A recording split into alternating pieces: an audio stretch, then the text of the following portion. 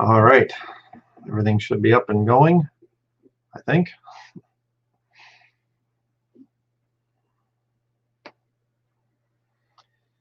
How's everybody doing today?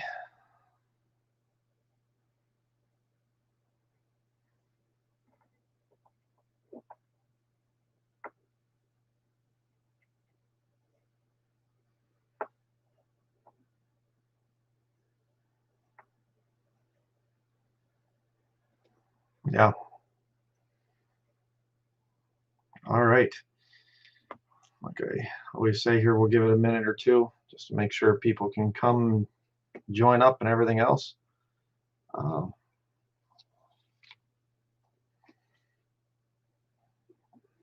so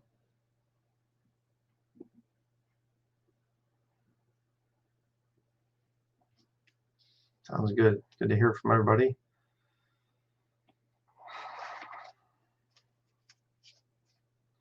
This one's not going to be super detailed or anything else, but there's a number of things I need to say in this one, how to fail at off-grid living, because I have seen people that do it for a little while and they fail at it for these reasons.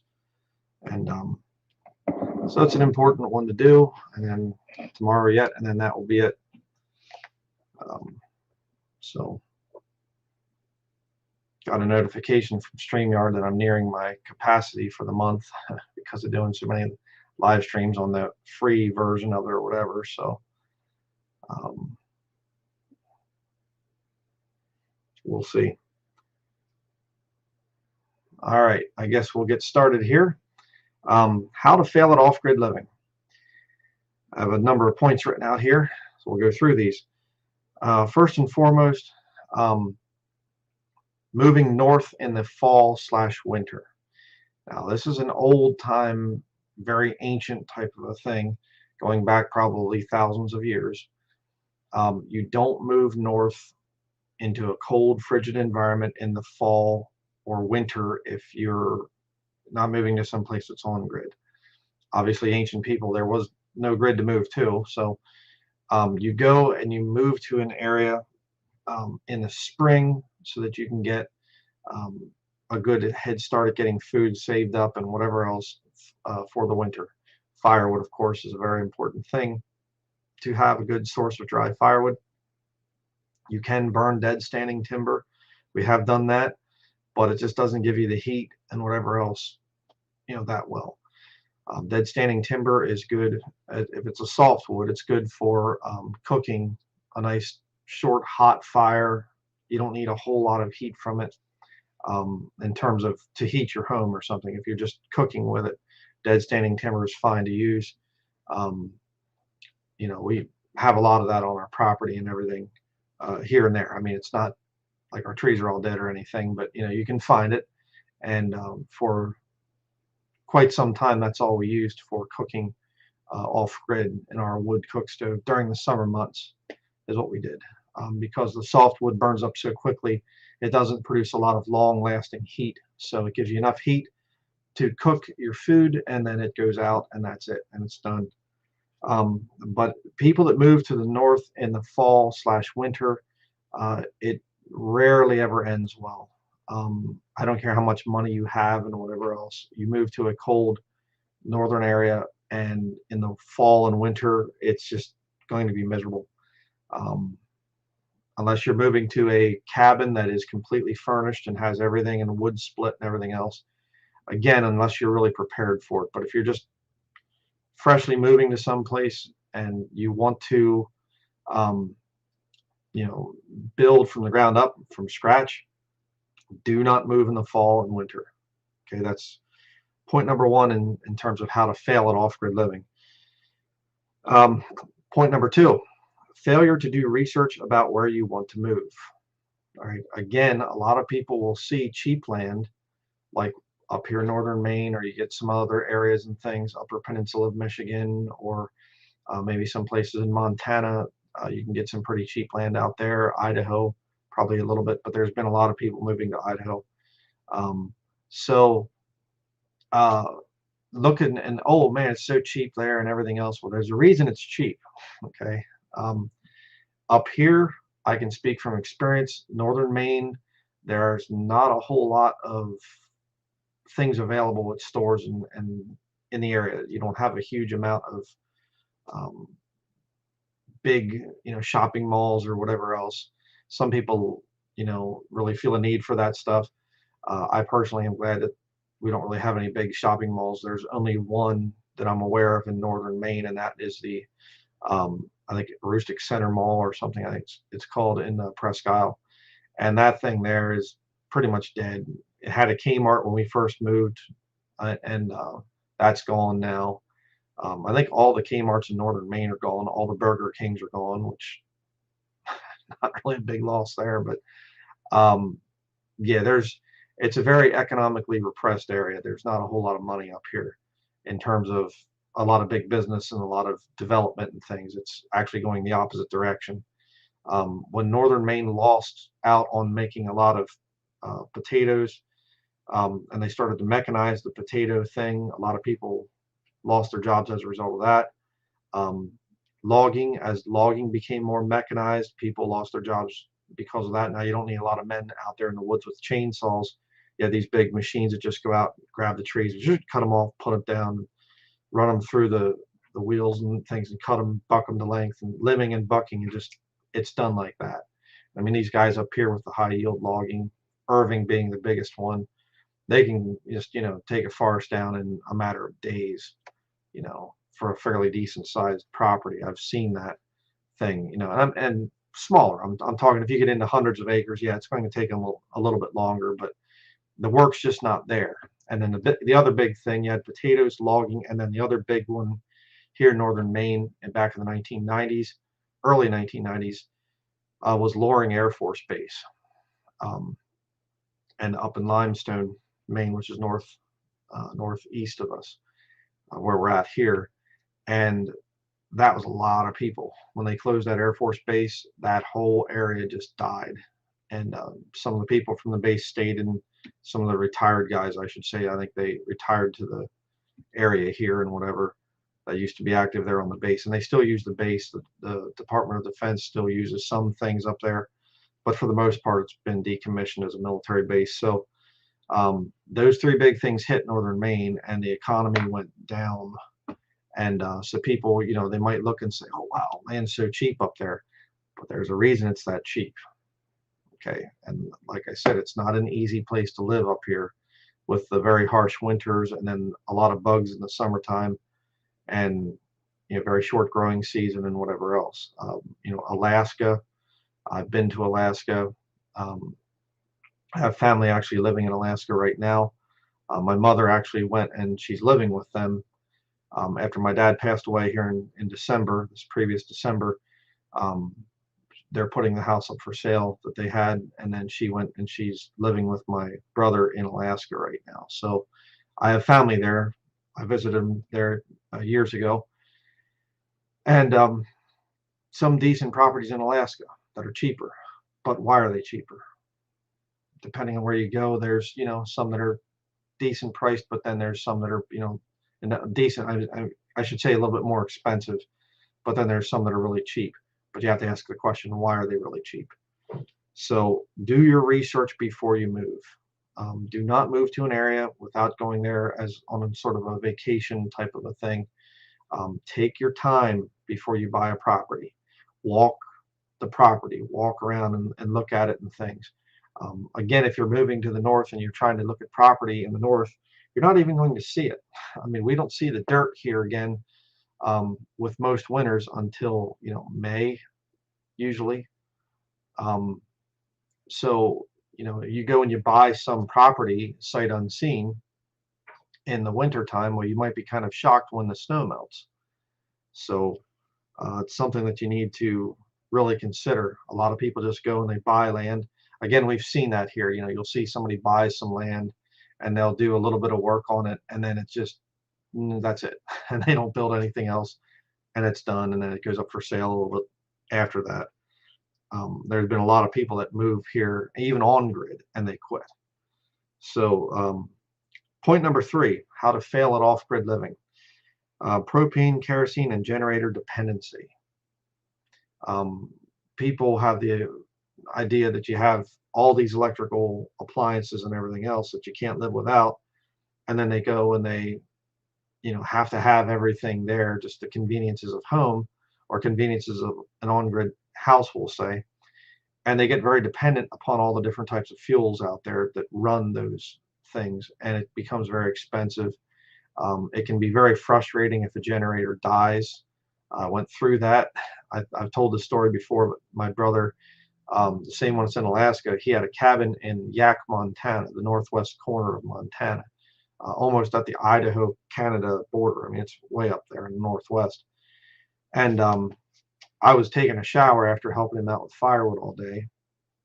And I was in there, and he had basically, I think the way that the system worked, he would run his generator, which would, basically pump the water up out of, which ran the pump, I guess I should say, up out of his well into the house, and then you can, have a shower or whatever else. So I was in the shower, and his generator, it was just a cheap one, and it died about halfway through the shower. So I'm there, and I have, shampoo on my hair and soap on me and everything, and oh, the water went out. Oh man. And so he's out there trying to pull start the thing, and he's trying to get the thing going, and it just would not start. So he finally had to get down to the neighbor and get some 1-gallon jugs, like old milk jugs of water, and brought it up so I could finish my shower. But then they went and bought a Honda generator after that, which worked a lot better. But the whole point is they can break down at any time, the generator thing. And if you're depending on that, that's a bad idea, very bad idea. And right now, the price of fuel and the availability of fuel is not real great. So kerosene and propane, that's kind of not so much kerosene, but propane is a big thing for a lot of off-grid homesteads. There's a really nice lodge actually for sale up here, and not too far from us, a little bit to the northwest, heading into the Allagash Wilderness area. It's not in that, but it's, if you look it up, I'm saying, if you're interested, if you're curious about what I'm talking about, and really neat lodge, but everything's propane. And I mean, it's back in the middle of nowhere. It's way back in. There's no way you're getting electricity ever to that thing. And so, I'm thinking, okay, it's really neat, but man, the propane thing, you'd be going through so much propane with all the different lodge buildings. They all have propane lights, different types of propane water heat systems and whatever for the showers that are there. It actually, the water system there at that place, I was reading about it, and it actually has a spring up on a hill, and it gravity feeds down to all the different cabins, which is really neat. That's a really great system to have. But if you get dependent on that stuff and the price starts to go up, you might not be able to afford it, and then what do you do? I mean, if you have the brains, you can of course go and you can, there's different alternatives to propane and kerosene and natural gas and whatever else. You can do that as well. I realize that, but we don't all have those skills. The fourth way to fail at off-grid living, another one that I really have to strongly warn about. If you're going off-grid, okay, don't get into debt to do it. If you're going to a bank and trying to get money, borrow money to go off-grid, that can be kind of dangerous, because off-grid living it's not easy, and a lot of times you'll be shocked at some of the expenses that might come up, and you build something and you think, okay, that's done, and all of a sudden a storm comes through and it damages it or whatever else, and now I have this expense and I wasn't planning on that, and this thing here, I didn't know about that, and if you have a debt hanging over your head with all of that, it can make it very, very tough. So the whole purpose of off-grid living is to be small, sustainable, and affordable, to live as cheaply as you can. The Bible talks about a man making himself poor that he might be rich. You live like you're poor, live way below your means, and keep that money there to build with, or to buy livestock, or to put in a garden, or to buy a tractor if you want to, or whatever else. Or, oh, this wear and tear on my vehicle, is pretty bad, because especially if you live up north like I do here, you're looking at 6 months of salt on the roads. That does a number of vehicles. We have 2 vehicles right now that are not inspectable anymore because of the rust. They both run, but I can't inspect them and have them on the road anymore because of how bad they rust up here from all the salt that they're exposed to. Not only that, but you also have wear and tear on them from going back stone roads and, off-roading, essentially, if you're trying to get back into some areas to do foraging or hunting or fishing, which we do. And that's why we have a Jeep Cherokee, an older one. We go back into some pretty, wild places. And again, it's paid for. We save up our money and save up and save up. We sell things. I'll fix vehicles and sometimes and sell them and whatever else. Whatever I have to do to stay out of debt. That's very important when you go in, when you're off grid, because you're trying to live cheap. That's the whole purpose of it. If you're going to go into debt and whatever else, well, maybe get an on-grid place or something like that, and then a mortgage for that. I understand. I mean, ultimately the perfect thing, would be no mortgage and live debt-free as a Christian, but I understand how corrupt the system is right now and how expensive it is to have a place. So I'm not about to judge anybody that has a mortgage. I get it. But I'm just saying, if you're going to try to live that sustainable, low-key, tiny house, off-grid, whatever kind of life, you should really try to do it without going into debt. And quite frankly, if you go to the bank, they're probably going to give you a really hard time about buying something like that and living that way. They might not even get a mortgage for something like that. Number 5, how to fail at off-grid living. Acting like you are better than the local people. Don't do that. Okay, you move to an area, get to be very humble around the people that you move into that area. They're looking at you, especially a very remote area. They're going to look at you as a threat, because a lot of people in a remote area, country areas, they don't really like change. I'm one of them. I don't really like people coming and trying to change things and mess with this and that and whatever else. Come in very gently, very softly, be humble, talk to local people, get to know local people, but don't be pushy, don't be real loud or anything else. Just kind of come in, and if you disagree with them, that's fine, but just keep it to yourself, pretty much.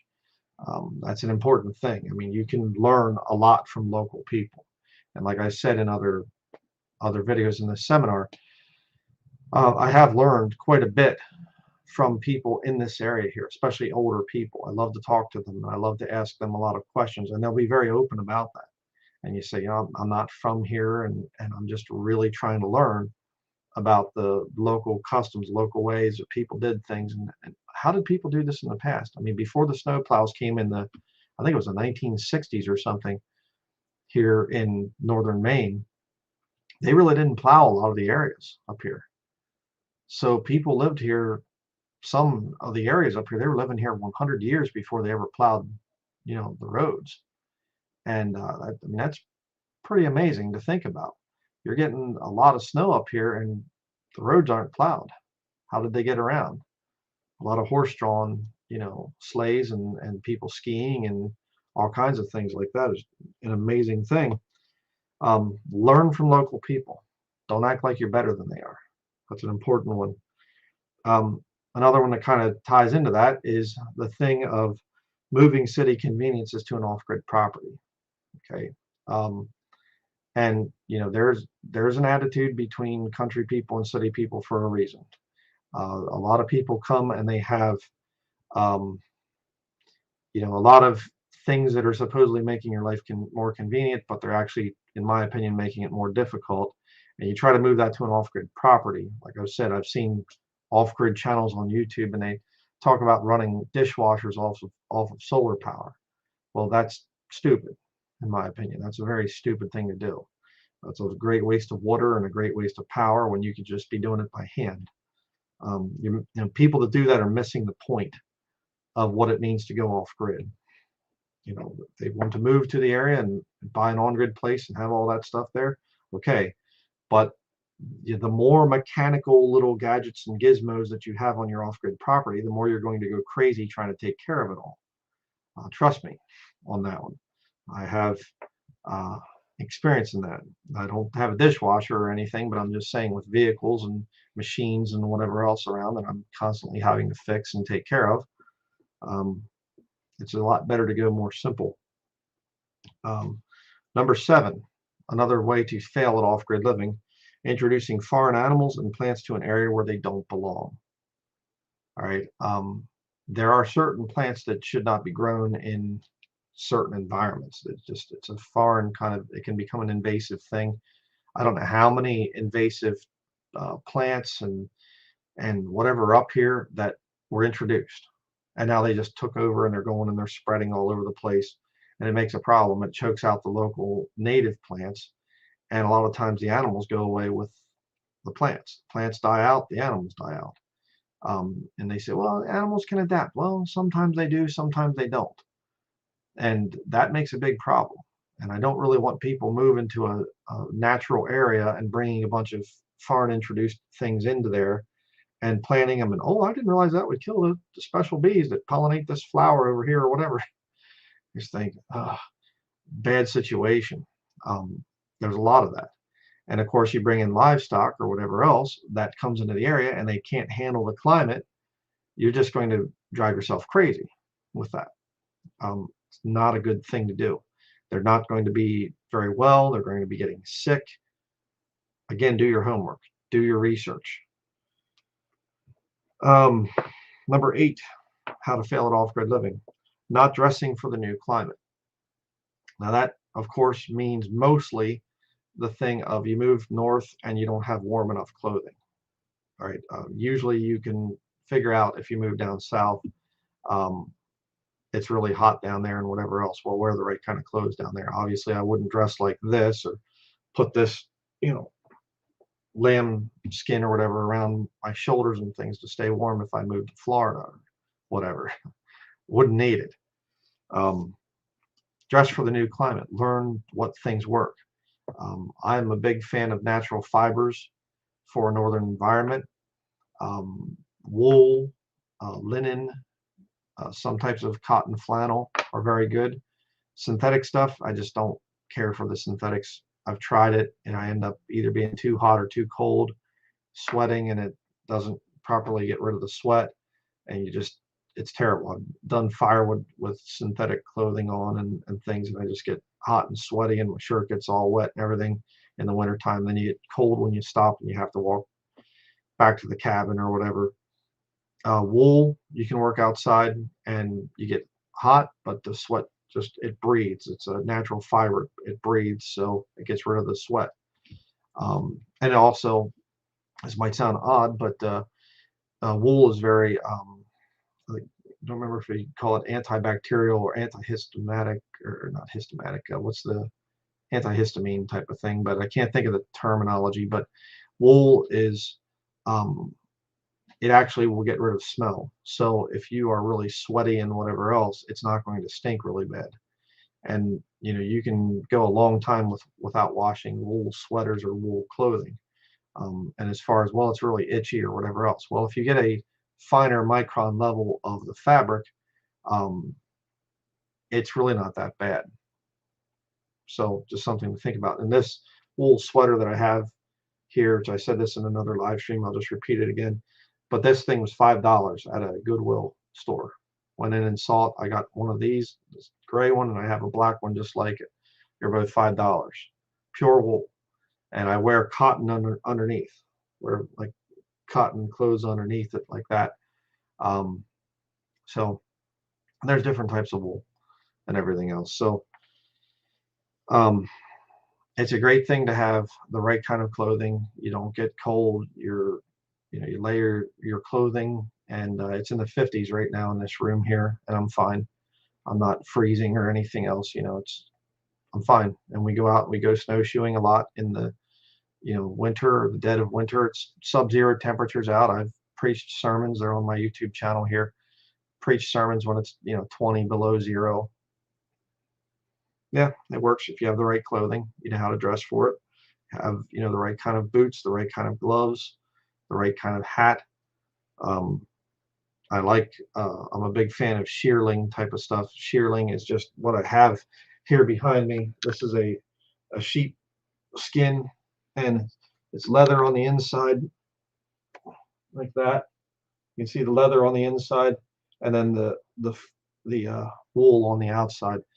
And I didn't even know what shearling was when we first moved to Maine, and I was reading up some articles and things on it, and they were saying that shearling is the top tier of warm clothing. If you look into the Eskimos and things, the people were really in the far northern environments, and the native peoples of like the eastern Siberian area, the Yakutsk people, I think they're called, and a lot of those people, they'll wear multiple layers of animal skins. And I think how they do it is they have the leather. They'll have the leather on the inside and the fur pointing out, and then they have another layer of fur pointing in with the leather out. Or maybe I have that backwards. It might be that the fur in, leather out, or something like that. But they have two layers of it.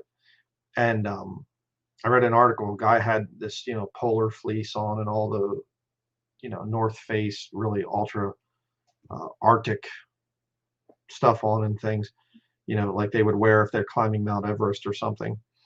And synthetic nylon outer shell, and polyester fleece on the inside for insulation. And he said he was just freezing.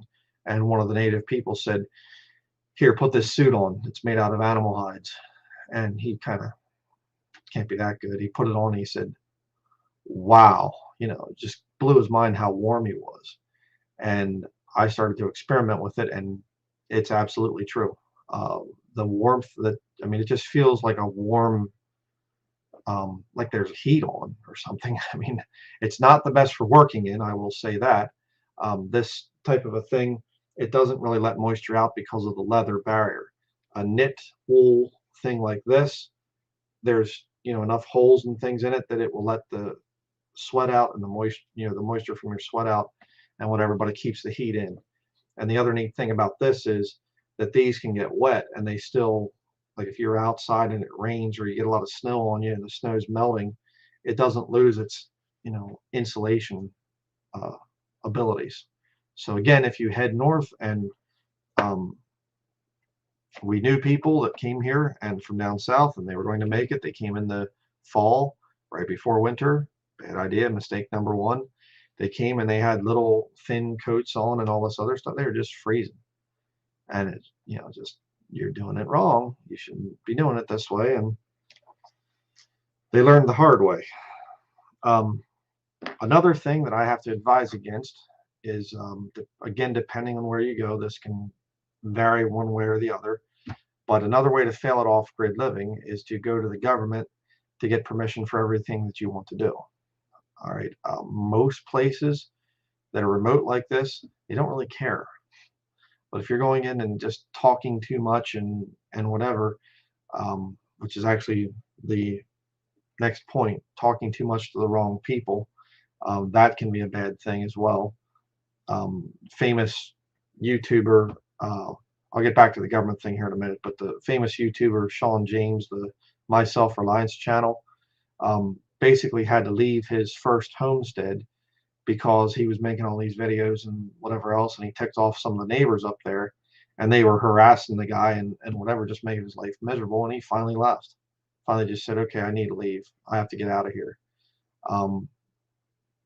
Be sensitive to the needs of the people in your area, especially those that have been there all their lives or whatever else. Don't come in there and, I don't know what all happened with his situation, but,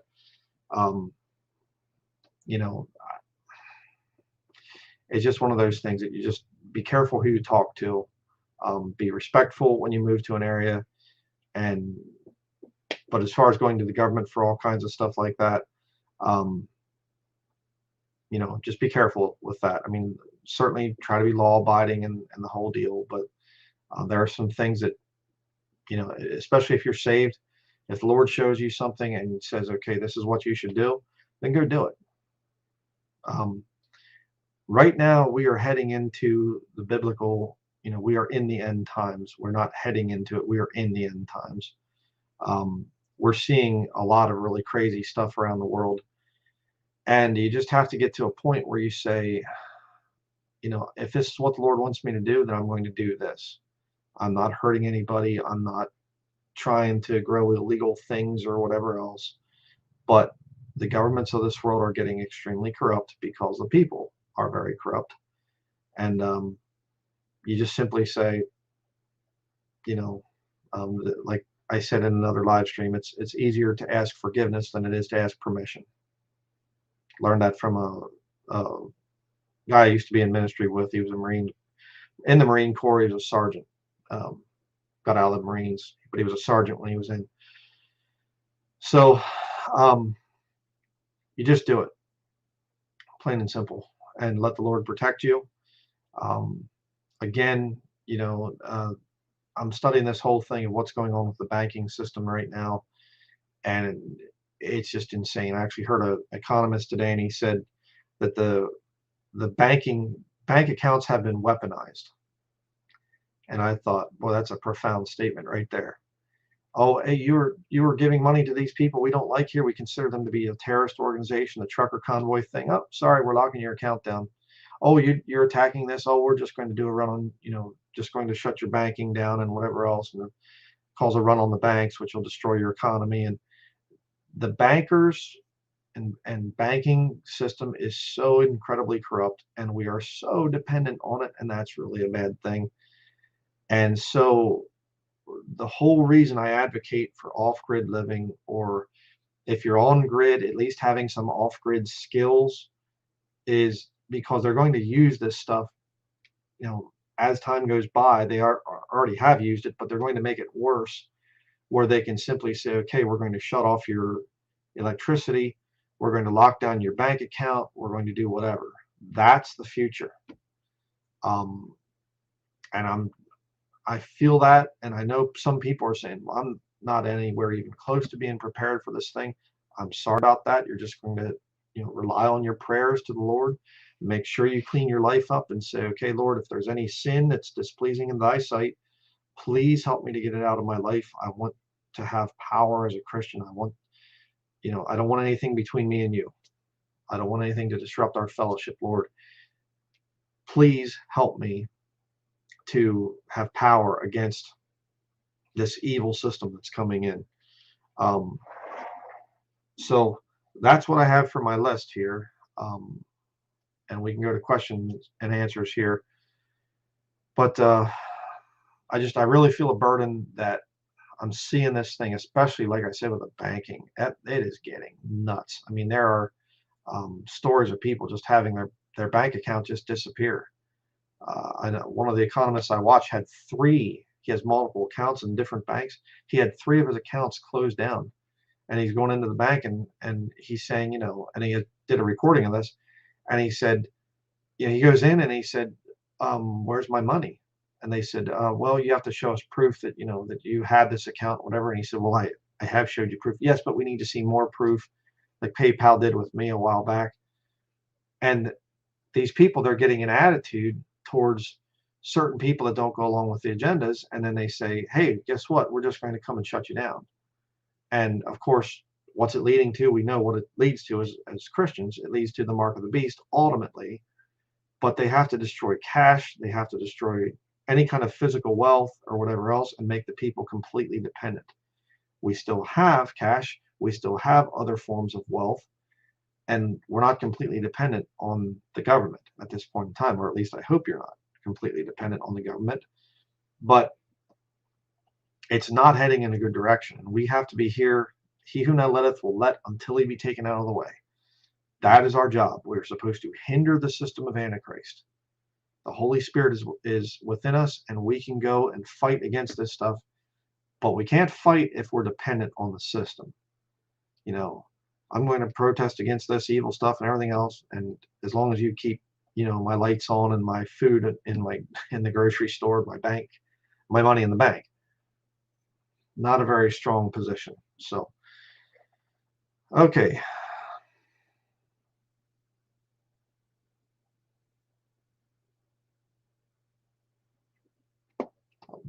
Answer some questions here. Question off topic. My cousin had a dream where they were checking people's hands palms for what looks like a pointed star. I checked and it links to Islam and Chinese. Not sure about Judaism. That's interesting. Which economist do you listen to when you do? Oh, hit the wrong one there.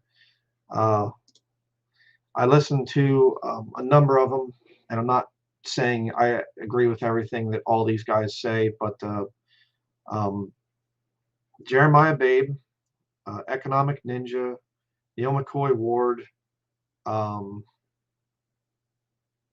to think of who else. Mark Moss, he's another one I'll listen to sometimes. The Stansbury Research thing, she has different guests on, different guys and whatever else that'll come on there and say some things. So that's kind of a variety type of thing. She has she'll have a lot of the world leading experts on with the economy, and they'll say different things and whatever else. Some of these bigger guys and whatnot. I've listened to some of Robert Kiyosaki's stuff, but I don't really agree with him on the whole, making wealth through debt thing. And I don't know. I have some issues with him. I don't agree with him totally, but guys like Gerald Celente and Gregory Mannarino, I don't really like the profanity and things. Those guys just can't control their mouth, so I don't really recommend either of them. It's just vexing to listen to them. So they know a lot of things, but I don't really mess with them that much. Question: are you going to be making more videos exposing the Roman Catholic Church? Yes, I am. I have some big stuff planned on that. I might actually be writing a book on that.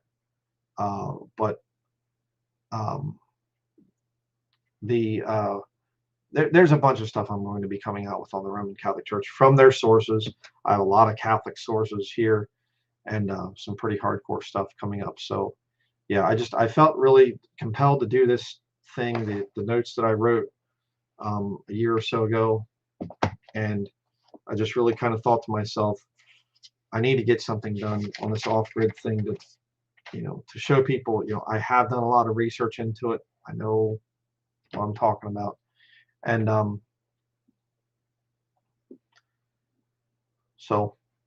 okay. Do you have any experience with back boilers connected to wood stoves, radiators, pros, cons? No, I don't. I do not have anything experience with that. My ultimate way of thinking is to go as simple as possible. So you get into any kind of tubes and things and whatever, and thermal siphoning, and even some of what stuff you're talking about, you're introducing more difficulty into a system that can be very simple. I try to go with a lot more of the really ancient, primitive type of way. I shouldn't say primitive, but the ancient ways of doing things is what interests me. Do you think that America in particular will go full on communist or alt-right fascist? Communist first and then fascist, if I can say it that way. Not trying to be political or anything here, but that's what I see happening. Do you think it would be easier for someone to move from cold areas to hot ones than the reverse? Easier to adapt? Posted image of what my cousin earlier in the chat. I don't know. It depends, I think, on your ancestral makeup and whatever else. I'm Northern European in my ancestry, so for me, I've never liked the heat. It doesn't matter, even now, if it gets up to 90 degrees, I feel like I'm dying. I mean, it's bad. I really don't sleep good above about 70, 75 degrees. I like it to be a lot colder. So me adapting to the south, to a hot tropical climate, not happening. I just can't see that ever happening. Question: if we have a burden to get out from where we live but don't have the resources, how or where do we start? You can start camping. That's a very cheap thing to do. And just start to again, one of the things that I've been preaching the whole way through this off-grid seminar is off-grid living is 90% here, 10% here. All right, and to explain that one more time, if you are saying, hey, I enjoy this off-grid living, I enjoy the thing of being self-sufficient and whatever else, then you aren't going to mind cleaning out sawdust toilet buckets or skinning a squirrel and pulling the guts out and there's blood all over your hands or whatever. It's an adventure. It's fun. It's like you move off grid, it's like a permanent camping trip, you know, it's exciting. But if you're out there and you're going, oh, I got my hands dirty and oh, I got, I broke this or that or whatever, you're not going to make it. So you can have all the money in the world, you can be big and strong, but if you don't have the right mindset for it, you won't make it. So it's develop the mindset first is what you need to do. And then you start to get into the thing of, like I said, go camping, go out to a park, go start to learn skills, study like crazy. It takes a lot of study to go off grid.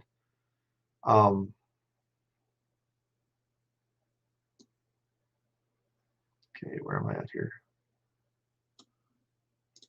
Do you think our government is capable of nuking us? They can easily blame it on Russia, just like COVID came from China, supposedly. Yeah, yeah. I don't doubt that for 1 second. There's theories out there about that nuclear weapons. There are no aerial nuclear weapons. It's all just ground-based type of stuff. And I've never looked into it. I haven't researched it. I'm ignorant on it, but it's an interesting thing. And if that's true, and some of our cities here in America or ones up in Canada or whatever else, if they get taken out by nuclear weapons and there's no such thing as an aerial nuclear weapon, then that would prove that it was premeditated and pre-planned, like the explosives that were set in the towers, on 9/11. No question about that. I mean, there's building number 7 came down, controlled demolition, and no airplane hit it. And it wasn't because, material was hitting it from above or something because of the north and south tower, falling down or whatever.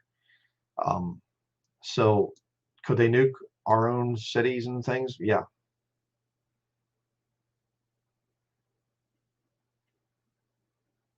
Okay. Trying to catch up here. I'm a little bit behind in my comments. Are you familiar with gray water systems that conserve water? You mean in terms of, they can recycle it and whatever else and things? Well, we kind of do something like that. We have our sink water that goes out into like a little area where different plants grow and they grow really well. We don't use any kind of like real strong antibacterial dish soap or anything. We just use really natural things, so it doesn't kill plants. It actually helps them to grow. But there are systems where you can refilter water and whatever else. Again, we've never really looked into that. I'm ignorant on that issue.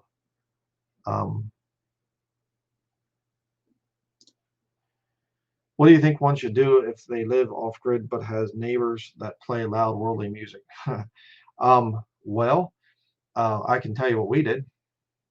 Our property that we have, probably about 1.5 miles away, is a pub and bar, and they had this rock concert the one night, and we could hear it 1.5 miles away. It was loud, and so after that, we went and we put little gospel coins, threw them at the place, around, going into the door and wherever else and things. We gospel coined it and just started praying and saying, Lord, please rebuke them. And the place went up for sale a couple days later and sold. And since then, there's been no other rock concerts. So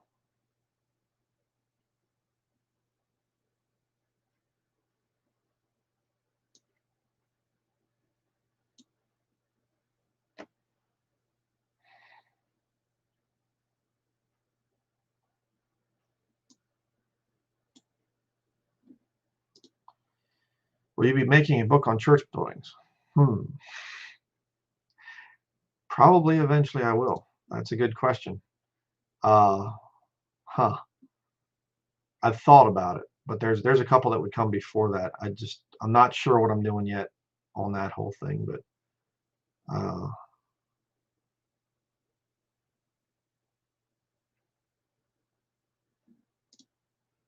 I feel vexed for being dependent on the system. I feel terrible that I'm not a survival expert as a 34-year-old man. I'm going to start by getting camping supplies and honing my skills and research. Absolutely. And please don't feel like, oh, I'm just no good or whatever. I didn't even get started till I was in my, late 30s and things. So we've had so much of our skills as people taken from us because of being raised in this system where we're just dependent on all of our conveniences. You have to get back to the way we once were, which will be covered tomorrow. We're going to be talking about some ideas how to start going off grid. Actually, it's going to be the future of what I would call old paths living and how to start going off grid instantly. I'm going to be covering both those topics tomorrow as our final part of this seminar. Question: Israeli News Live talked about Nuki, New York to justify war with Russia, false flag, the Jews moved out of New York. I don't know. War with Russia would not go very well for America.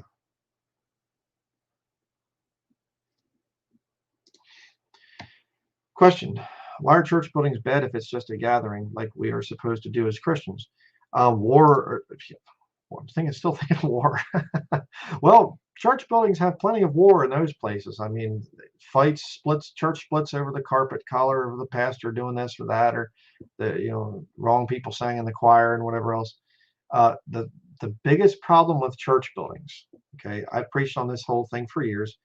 If people meet in a building and it's a church that has a steeple on the top and whatever else and things, that seems like an innocent thing, but it goes along with a whole lot of other stuff. There's no scripture for it. That's the biggest one. Number two, where did it come from? It came from Catholicism. Nobody has ever been able to debunk that. There are no Christian church buildings from the first century. None. Right? It came from paganism. The very architecture itself is, phallic steeple and the Greek Parthenon and the whole deal. Well, we don't have those on our church building, but you're still associating a building with the church and not the people with the church.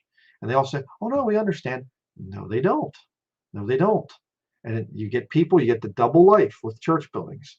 What I do when I'm in church and what I do when I'm outside of church. I can go off on that in a very big way. It's fine to meet together and to fellowship and everything else. Not a problem.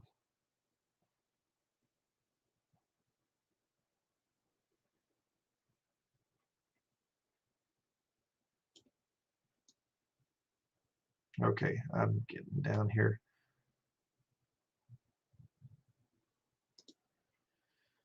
Have you seen the channel Sounds Like Rain and Tiny Notes from Home? Yeah, I have. There's some weird, there's a lot of weird offshoots of the Amish system, and they're not Amish. I understand that, but you get into the head covering thing, you get into some of the weird Hebrew names replacing the English names and the words, and there's some weird stuff about them. I've looked into them.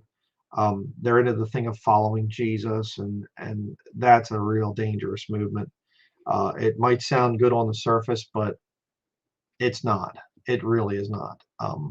We're supposed to be in the Pauline epistles primarily for our doctrine. You start to do the follow Jesus thing, and they start to try to bring in the kingdom and try to live by the rules of the Sermon on the Mount, Matthew chapter 5 through chapter 7.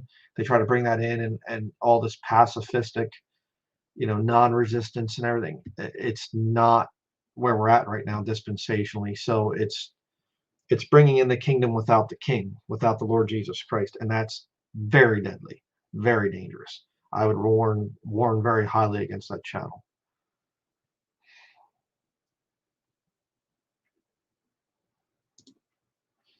I'm over 55 years old, and I cut my own trees down, split and stack. I have a large garden, and I preserve what I grow. I also have chickens for protein. Lesson: go and do, get up and get to work. Amen. Amen. Thank you for your comment. Exactly. Okay. I'm not there yet. I'm 46, but so I'm not too far behind you. But there's times that you have some aches and pains and whatever else, but the best way to get through that is to work hard.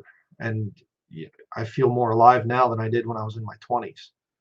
So don't be afraid of the hard work that comes from living off grid.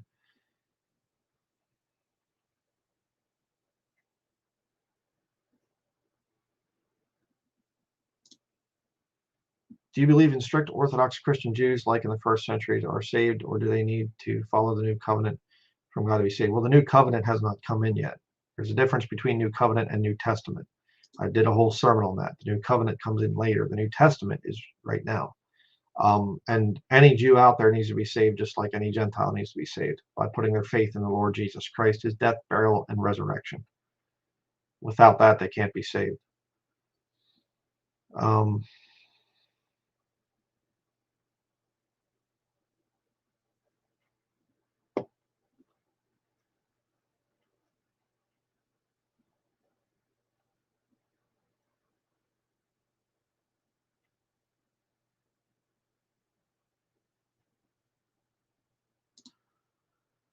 um, Question: do you think that Israel could annex Gaza and the West Bank, and that the UN could use that as an excuse to expel the Jews from all nations, thus causing them to return to their homeland? Um, it could be. Could be. Definitely could be. Um, I'm also a lady and work harder than a man. Yeah, there's a lot of women out there that are off grid and they're very strong, very tough, and it feels good. You get a load of firewood done and whatever else. You look at it, it's great. You get, you do your work around the homestead and whatever else. It's a wonderful feeling of accomplishment. I mean, anybody out there that's not into the off-grid thing or whatever, I highly recommend you get at least somewhat more self-sufficient. Try to do some more things and whatever else, and don't think to yourself, well, I'm just too old and frail and weak and whatever. You'd be surprised. I'm almost 67, and after this seminar today, I'm going to go cut some logs. Well, amen, brother. That's great. So what's the new covenant? The difference between the New Testament and the New Covenant is the Testament is about Jesus Christ dying on the cross. The covenant is the Abrahamic covenant, and the Lord, when he brings in a new covenant there, it's kind of, he's dealing with the nation of Israel. It's different than the New Testament. Romans chapter 11 talks about it. For this is my covenant with them when I shall take away their sins, as a people. So I did a whole study on it. This is about the off-grid thing here. People are asking questions. What does this verse mean? I'm not getting into that stuff right now. I'm trying to focus on off-grid. So I've done a lot of studies on that stuff already. And if I'm doing a Bible type of study in the future with, Bible questions, well, then I'm more in that mode of thinking. In your experience, does homeschooling work with off-grid living for younger children? Absolutely. We've been homeschooling my son. There's no time off for my son. There's no, well, you get the summer months off now or something. It's homeschooling all the time. He has year-round schooling. We teach him things. We take him to museums, and at any time throughout the year. He's helped build cabins. He's helped to, pick berries, cut firewood, fix ATVs, fix vehicles. He just learns all the time, learning to read, learning to write, learning, math and everything else. I mean, he was a little tiny boy, and I'd be up on a ladder and say, okay, I need 3 of those screws over there. And he'd go to that thing and he'd count out 1, 2, 3. And he'd say, he'd look up and say, is that right? And I'd say, yes. And he'd take them and he'd hand them to me, So yeah, there's no time off for homeschooling children when you're off grid. And it's a great way for them to learn.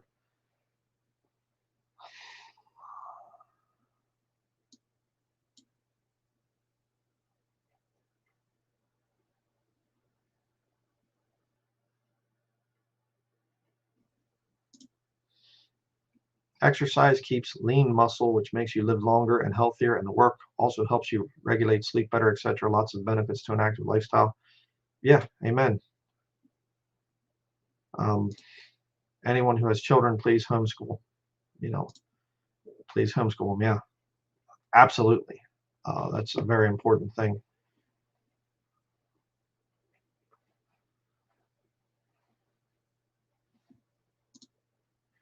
What are some dangers of the woods we need to be careful for? Bears, etc. Thoughts? Well, depending on where you go, if you're down south, I wouldn't really even worry about bears down south in the sort of like Appalachian Mountains. My thing would be more about snakes, poisonous snakes. Um, Black bears, my encounters with them over the years, um, usually they will go the other way when they see you. Usually they will not charge you or whatever else. If you're there and they have some young ones nearby, they might charge you, but for the most part, they're not going to mess with you. Um, the moose that we have up here can get huge, and I've run into so many of them now out in the woods and whatever else. They really aren't a problem. Um, I was in Alaska and I heard stories of moose attacking people up there and whatever. And I don't know if they're more aggressive or if people are more aggressive up there, but usually if you leave them alone or make noise or whatever else, or get a tree in between you and them, you're not in any danger at all. You know, most animals in North America are not going to be super dangerous unless you hit areas where there's grizzly bears. Yeah, then you have a problem. You definitely need to be armed then. Grizzly bears can get quite psychotic. But like I said, I'd be more worried about poisonous snakes than I would be bears or whatever else. We're in a good spot here. We don't really have problems with wild animals or anything. Although you can get neighbors' dogs and whatever else can be a problem if they get out and they're nasty.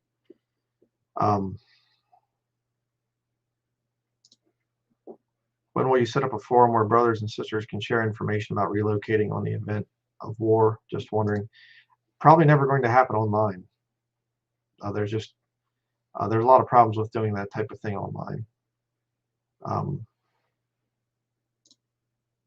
Question: if one wants to camp, can she have own garden? Is it possible? I would say no on that one, because trying to get your own garden, I mean, if you have a spot where you can camp, yes, you could have a garden there, probably, but I think it'd be a lot better idea to learn to forage at that point for wild edibles. They're a lot healthier, and they grow everywhere. You don't have to have some little thing where you're out there weeding the garden or whatever else. Again, understand that nature is a permaculture. It is not or polyculture, I guess I should say. It's not a monoculture. There are certain plants that grow really well around other plants. So you might find blueberries in underneath fir trees and right beside some other plants and herbs and whatever else. And you wouldn't even think about growing it that way in a garden. But out in nature, they grow really well together. And so learning to get some good books on wild edibles and things, and you would be amazed. I mean, you can spend a lot of time on that, going out and finding wild edibles, and like I said, health benefits are off the charts with that stuff. So if you're going out camping, go camp in areas where you can go out and do some foraging and find the wild edibles, and be great. What is the largest size animal you have hunted? I've gone deer hunting, never got one in my entire life. So I just, had a bunch of bad experiences with it growing up, sitting there hunting, and Amishmen walking up to me when I was in Pennsylvania. They'd walk up, "Are you seeing anything?" You know, so I just, whatever. I got shot at a couple times, deer hunting in Pennsylvania. There's too many people down there hunting out in the woods, and I go up hunting in deer season, and guys are drinking the night before they go out hunting, and I'm thinking, yeah, that's real good. And then like I said, they, shoot at you, and bullets going over my head, and so I just kind of gave up on deer season down there, and just never really got much into it. I got more into fishing after that, which I was quite a fanatic for trout fishing, and still am. But small game is usually what I go for. But definitely not opposed to going after bigger game.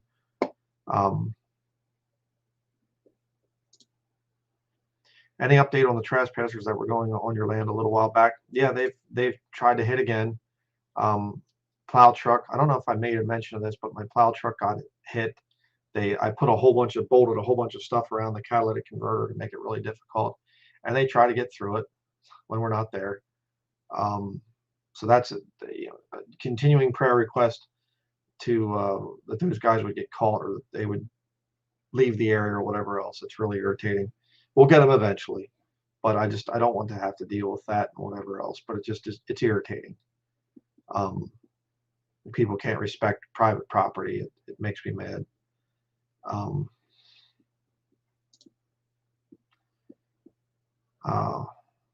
Do you think it would be safer to be in the forest or the desert when living off grid?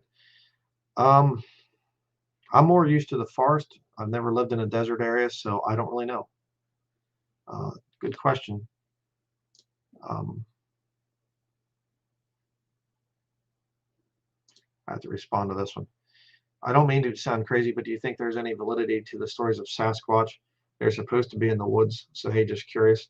There was this meme thing put out a few years back where they were showing this, one of the pictures of Sasquatch where he's running and he's kind of looking back, and big hairy guy or whatever else. And then they zoomed in on the picture of the Sasquatch's face, and then they had my picture superimposed. It's just kind of, that says the mystery's finally solved. I'm Sasquatch or something. Brian Denlinger Sasquatch. I thought that was funny, but there's actually a book that I have in my collection. It's called Weird New England, and they claimed it's a bunch of weird stories, news stories and folk tales and whatever else, collected from all over New England, and weird landmarks and tourist attractions and whatever else. And they actually had a story about a troop of Boy Scouts seeing a Bigfoot at Baxter State Park, Mount Katahdin, which is literally just right over that way, a little bit to the northwest of us. We're at the north entrance of Baxter State Park, the last town before you hit the north entrance. So there could be one in the area. Maybe it's me. I don't know. But I think that's going to be it for today. Like I said, tomorrow we're going to be doing the final seminar part, off-grid seminar number 14, the future of old paths living. I don't think off-grid is going far enough. And we're going to be talking about some ideas I have going forward, and then also how to start living off or going off-grid instantly, before you have land or before you're whatever. So that is going to be it. Thank you to everybody out there for watching, and it's been a lot of fun doing these videos so far.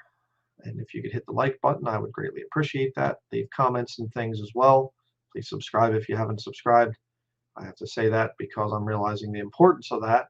I have not been doing that very much, and so the channel's not really going anywhere. Of course, I have YouTube. They're my best friends. They like to promote my channel, of course. But yeah, we will see everybody tomorrow for the final part of the off-grid seminar. So stand strong, everybody out there. Read your Bible, King James Bible, pray like crazy, and we will see you tomorrow.